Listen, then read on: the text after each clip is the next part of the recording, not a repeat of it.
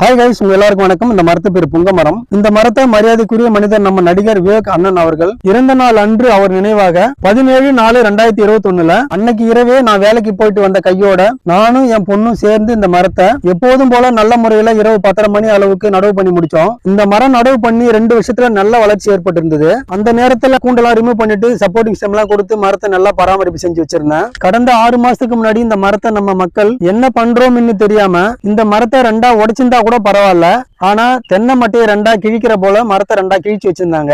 சரின்னு பொறுத்துக்கிட்டு நம்ம மக்களோட மனநிலை இப்படித்தான் நினைச்சுக்கிட்டு நான் செய்யற சரியான பராமரிப்பிலே செஞ்சு வச்சிருந்தேன். அதனோட பலனா இந்த மரம் திரும்பவும் நல்ல வளர்ச்சி அடைஞ்சிருக்கு.